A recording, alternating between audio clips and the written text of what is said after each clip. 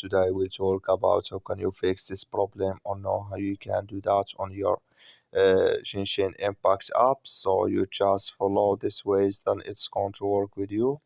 All you have to do, you just click here on settings, click on it here. So then it's going to take you to this is it's going to show for you like this here.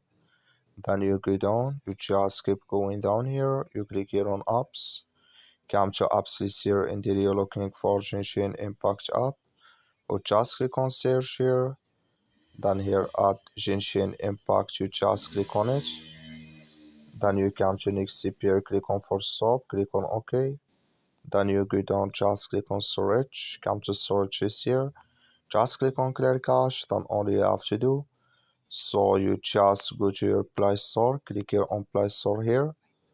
So then here you search here for Genshin Impact, it's going to show for you like this. You will find here update, click on it, and it's going to work with you.